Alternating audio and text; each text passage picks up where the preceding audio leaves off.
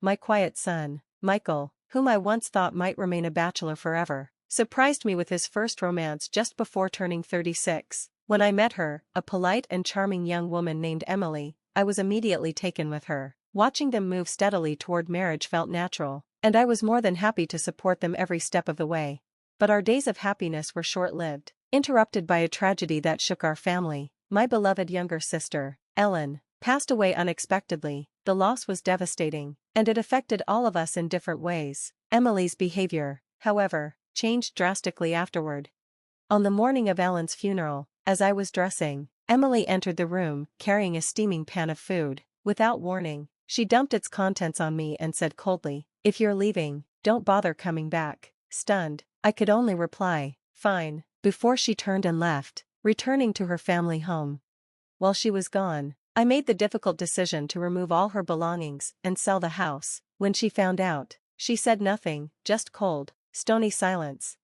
My name is Sarah Thompson. I became a widow at 52 when my husband passed away 9 years ago. Since then, I've lived with my pride and joy, my son, Michael. He's a kind, compassionate man who works for a prestigious company. Michael is the type who can't ignore someone in need, but his shyness and inability to say no often leave him vulnerable to being taken advantage of. One incident from his childhood has always stayed with me. Michael was part of his school's science club, responsible for watering the flower beds on a rotating schedule. Even after his assigned week ended, he kept coming home late. Concerned, I asked him why. "I'm doing the watering shifts again this week," he explained. His classmates had asked him to cover for them, offering excuses like tutoring or stomach aches, and Michael, trusting and eager to help, had agreed. I gently cautioned him, "Sweetheart, some people might take advantage of your kindness. Not everyone is as honest as you are." With a calm expression, he replied, "Even if they're not honest, if I can help someone, that's enough for me." That selfless attitude has always defined Michael, though his kindness sometimes made him a target for unfair treatment. It also won him many friends who cherished his gentle nature. He excelled in school through consistent effort, earning high grades and exceeding my expectations. By graduating from a prestigious university on time, he landed a position at a leading firm, where he still works today. While other parents often worried about their children's struggles with school or friendships, I felt fortunate. Michael was a model son. He greeted our neighbors politely, worked hard, and made me proud every day. However, when it came to romance, Michael was reserved. He never brought a girlfriend home during his student years and remained single well into his 30s. After his father passed away, Michael worried about me living alone. "Mom, I'll move back home so you won't be by yourself," he said. He canceled his apartment lease, adding over 30 minutes to his commute, and moved back in with me. While I was grateful, I couldn't help but wish he'd find someone special to share his life with. Time passed, and I lacked the energy to push him toward dating. But just before his 36th birthday, I received wonderful news. While planning his usual simple birthday celebration, a dinner with his favorite dish and a small vanilla cake, Michael surprised me. "Actually, could we get a larger chocolate cake this time?" he asked. I was taken aback. Michael wasn't particularly fond of sweets, and a larger cake seemed excessive for just the two of us. "Oh, are we expecting a guest?" I asked casually. Blushing slightly, he nodded. "Yeah, I was hoping to invite someone over. There's someone I'd like you to meet." My heart soared. "That's wonderful. Let me know if there's anything they don't eat so I can prepare accordingly," I said, trying to sound calm. Inside, I was overjoyed. The next day, I reserved the cake and began preparing for the special day. I cleaned the house thoroughly and planned the menu with care. At 61, despite working part-time 3 days a week, I still had plenty of energy for the occasion. The day arrived quickly. Michael brought home a charming 29-year-old woman. At the doorway, she bowed slightly and introduced herself with a warm smile. "Nice to meet you, Mrs. Thompson. I'm Emily Davis. Thank you for having me over today. I hope it's not an imposition." "Not at all. We're thrilled to have you, though. You could have spent Michael's birthday just the two of you." "Actually, I insisted on meeting you," she said with a laugh. Michael had told me they'd been dating for 6 months, since her birthday had already passed by the time they met. This was the first special occasion they'd celebrated together. After inviting her in, Emily handed me a neatly wrapped gift from a paper bag. "Michael mentioned you have a sweet tooth. I hope you like these," she said. "Oh my, you shouldn't have. May I open it now?" She nodded. and I unwrapped the package to find an assortment of high-quality chocolates. Since Michael isn't big on sweets, I thought you might enjoy them instead, Emily said, smiling. I thought you might not buy them just for yourself, Emily said with a warm smile as she handed me the beautifully wrapped chocolates. Oh, that's so thoughtful of you. Thank you, I'll enjoy these dearly, I replied, touched by her kind gesture. Her sincerity and polite demeanor endeared her to me immediately. Michael watched her every move, his face lighting up with a soft smile. It was clear he was smitten. We moved to the dining table, and our small birthday celebration began in a warm and lively atmosphere. Since my husband's passing, meals had been simple, and the table often felt too big for just the two of us. But tonight, with Emily at the table and a spread of dishes before us, the house felt lively and full again. Michael seemed to have a bigger appetite than usual, and Emily praised my cooking as she ate heartily, which relieved me. The conversation flowed naturally, and we laughed often. At one point, Emily's eyes lit up as the conversation turned to our home. I hope I'm not being too forward, but I was so excited to see your house, she confessed. I insisted Michael bring me here. Not at all, I replied. We're happy to have you. Oh, this house is beautiful. It's older, but the design feels modern and sophisticated, she said enthusiastically. I've always loved looking at real estate ads since I was little, and nowadays, flipping through home magazines is one of my hobbies. Homes like this are so rare to come across.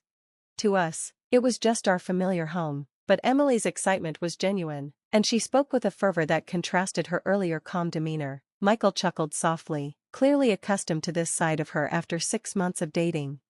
I'm pretty boring and don't really have hobbies, he admitted, but I find her passion really charming.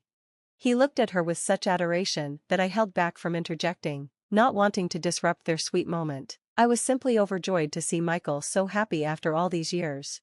From that first meeting, Emily and I got along well. Their relationship progressed smoothly, and 6 months later, they decided to get married. Even before their engagement, Emily grew fond of our home. She began visiting every other date and eventually proposed that we all live together after the wedding. Initially, I hesitated, worried I might intrude on their new life as a couple. Are you sure you want to live together? I wouldn't want to get in the way, I said. You're very important to me as well, Emily replied earnestly. Please, I'd love for us to live together. Moved by her genuine expression and words, I agreed. I'm thrilled. It feels like I'm gaining a daughter, I said, tears welling up in my eyes. Let's always be honest with each other to avoid any stress. If anything ever bothers you, please tell me. Thank you, Emily said, her voice filled with emotion. I'm so happy to be accepted, not just by Michael, but by you as well. I'm truly fortunate. It was the ideal relationship between a mother-in-law and daughter-in-law, the kind I had always dreamed of but never thought possible for my shy son. I was confident we'd have a harmonious life together. The first 3 months of living together were just as I'd hoped. Emily was thoughtful and respectful, even with her demanding full-time job, which required a long commute of over an hour each way. Michael and Emily both worked full-time, while I continued my part-time job 3 days a week. With more free time on my hands, I offered to manage dinners. Since I have extra time, would it be alright if I handled the cooking? I asked hesitantly, unsure if Emily might prefer to cook for her husband herself. Emily smiled warmly and shook her head. Oh no, that's wonderful. I appreciate it so much. Your cooking is delicious, and I often get home too late to make dinner myself. Reassured, I began preparing not only dinner but also lunches for Michael and Emily. I took on more of the cleaning, too, avoiding their laundry out of respect for their privacy. In the beginning, Emily joined me in the kitchen every morning to help with breakfast, always thanking me for my efforts. But gradually, her routine changed. She stopped coming downstairs early, and I assumed the long commute was exhausting her. Without her company, I continued making breakfast alone. Then, one morning, Emily casually sat down at the table, already set for two. Since it's not your workday, I'll go ahead and have your portion, she said, eating the breakfast I had prepared for myself before leaving for work. I was caught off guard but didn't say anything. The next day, she did the same, so I began making 3 portions instead of 2. Soon after, Michael and Emily decided to sleep in separate bedrooms. I can't sleep well without my own space, Emily explained. They each took their own room, and I moved into the smaller spare room while they shared the master bedroom, the largest in the house. Emily continued eating the lunches I packed and returning the containers, but her attitude at dinner changed. She silently ate without offering to help with the dishes, then retreated to her room, leaving me to tidy up alone. The once lively and joyful meals began to feel hollow. Noticing the shift, Michael started helping me more, preparing breakfast, cleaning the bathroom, and lightening my load. "If you don't want to do housework, I'll take care of it," he told Emily gently one evening. "But could you at least try not to look so unhappy all the time?" Emily didn't respond, and their conversations became strained. During this time, my only sister, whom I cherished deeply, was hospitalized. Having lost both parents, my family now consisted only of Michael and her. I rushed to the hospital as soon as I received the news, informing Michael and Emily on my way. Michael left work immediately to join me, but Emily's response was indifferent. Michael sat beside me in the waiting room, holding my hand and offering comfort as we waited. Nurses and doctors moved briskly in and out of the emergency room, the flurry of activity heightening my anxiety. Finally, a doctor emerged with news. "I'm sorry to inform you, but your sister has passed away." The words hit me like a blow, my heart sank, and Michael and I cried together, overwhelmed by grief. My sister had been a constant presence in Michael's life, almost like a second mother, and her passing deeply affected him. In that moment, I hoped Emily might step in to offer Michael some comfort. Sadly, my hope was misplaced. When Michael called Emily to share the news, her response was cold and detached. "Mom," Michael said, voice trembling, "Emily says she's not coming. She even said this has nothing to do with her and that she won't attend the funeral." Hearing this, I was stunned. How could she say that? This is family. My heart broke, and Michael, already grieving, was brought to tears by her insensitivity. As my sister had remained single all her life, the responsibility of making funeral arrangements fell to me. With Michael's support, we were already overwhelmed with sorrow, and Emily's attitude only added to our burden. For the next 3 days, we focused solely on preparing for the funeral, trying to set aside the pain caused by her indifference. The day before the funeral, I decided to address the situation with Emily. "Emily," I said gently, "I understand if you don't want to attend the funeral, but I'll be staying at my sister's house for a while to handle her affairs. Please look after the house while I'm gone." She didn't respond, her silence a stark contrast to the support I'd hoped for. I left, packing my things for the funeral. Michael had already taken his clothes to my sister's house, planning to meet me there. Suddenly, I heard the door open behind me without a knock. Emily entered the room, carrying a pot of hot oil. "Emily, what are you doing?" I asked, alarmed. Her smile was icy as she approached. Without warning, she tipped the pot toward me. I managed to dodge most of the scalding oil, but the bottom of my dress was splattered, and pieces of seafood from the pot clung to the fabric, leaving painful burns where they touched. "Why?" I gasped, stunned by her actions. Emily just laughed, her voice dripping with sarcasm.